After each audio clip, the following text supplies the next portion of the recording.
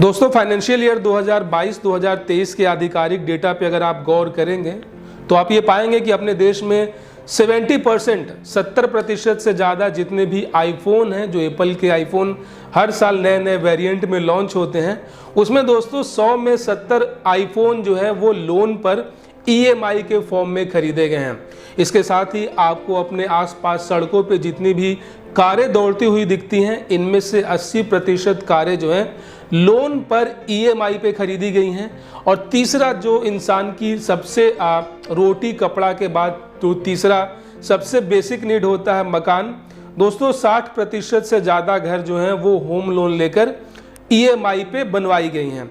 तो दोस्तों यहाँ पे मैं होम लोन को एक तरीके से कर्ज नहीं मानता हूँ, क्योंकि होम लोन लेना एक काफ़ी समझदारी वाला फैसला होता है, क्योंकि यहाँ पे आप अपने सपनों का महल बना रहे हैं। आप अपने परिवार के लिए, अपनी आने वाली पीढ़ियाँ को एक छत देने जा रहे हैं।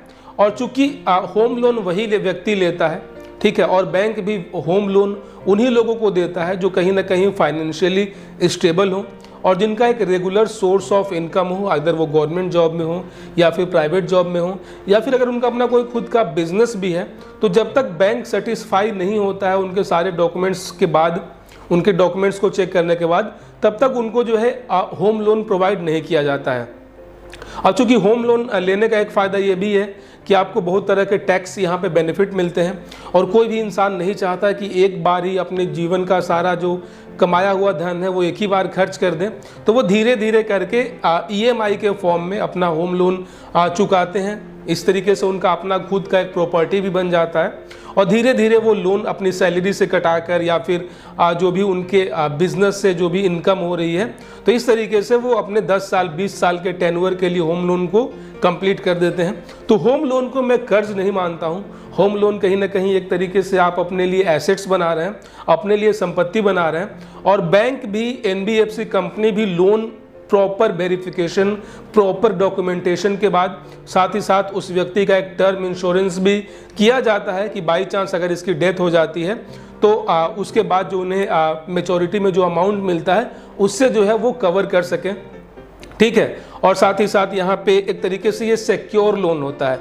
जो भी आपके प्रॉपर्टी के पेपर्स हैं वो बैंकों के अंदर जमा होते हैं। इससे वो श्योर होता है कि हाँ आप इस लायक हैं कि आप जो है आने वाले समय में अपना होम लोन चुकाएंगे, क्योंकि इसमें बहुत कम ही ऐसे चांसेस होते हैं जिनका होम लोन का जो EMI है वो डिफ़ॉल्ट होता है।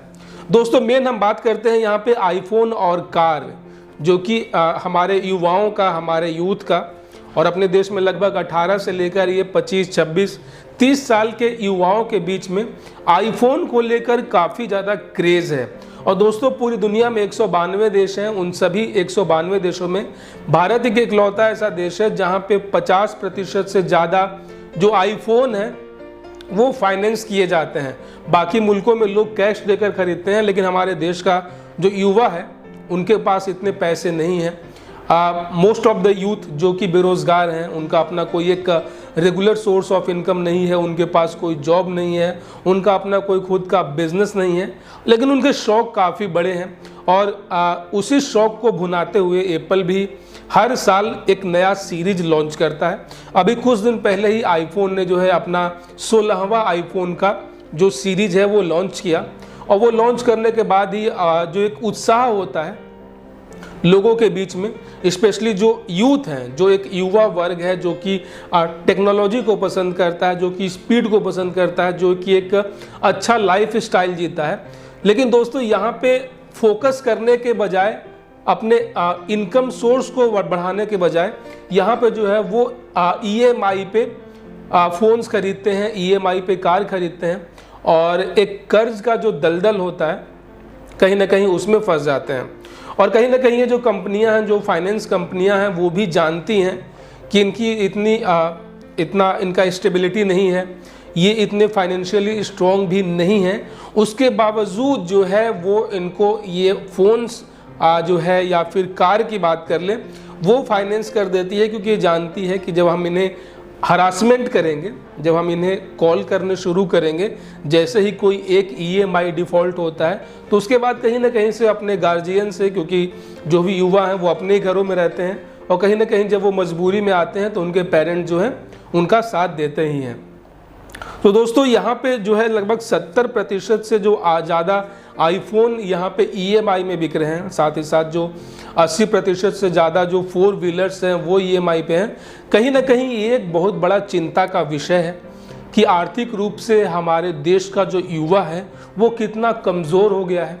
ये लाइफस्टाइल और ग्लैमर के अंधाधुंध में फंसकर कहीं ना कहीं वो अपने फ्यूचर के साथ कहीं ना कहीं वो अपने एक फाइनेंशियल जो एक कह सकते हैं फाइनेंशियल लाइफ को ख़राब कर रहा है।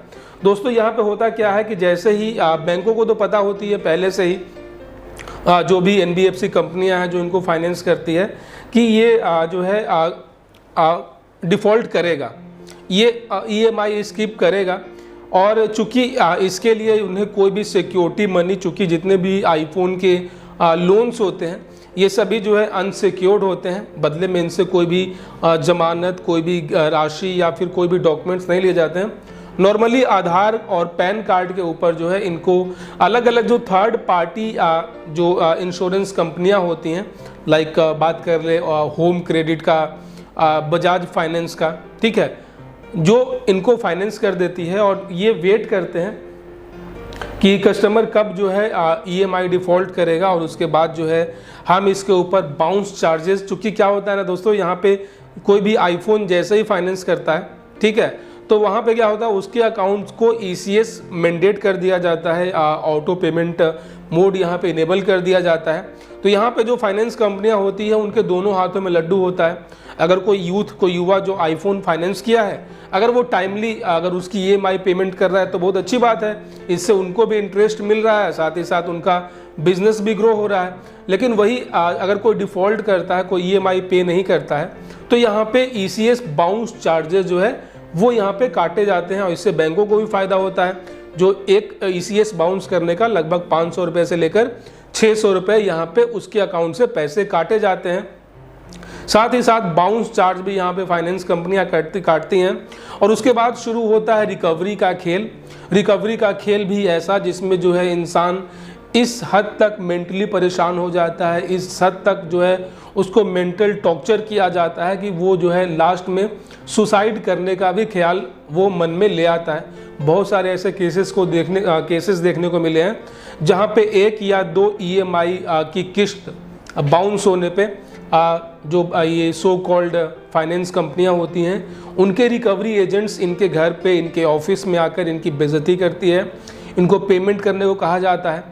और चूंकि अब इनके पास तो पैसे हैं नहीं, देश का युवा बेरोजगार है, लेकिन इनको आईफोन चलाना है, तो इनका आईफोन छीन कर लेके चले जाते हैं, इनकी बेइज्जती की जाती है, इनके कॉन्टैक्ट लिस्ट पे कॉल किए जाते हैं। कुल मिला जुला के उनको मेंटली इस तरीके से टॉर्चर किया जाता है कि वो अपराध करने, चोरी और छिनतई करने से भी पीछे नहीं आते हैं। चूँकि उनको अपने आईफोन की किस्त चुकानी है, इसलिए वो सड़कों पे क्राइम करना, चोरी करना, ये सब शुरू कर देते हैं।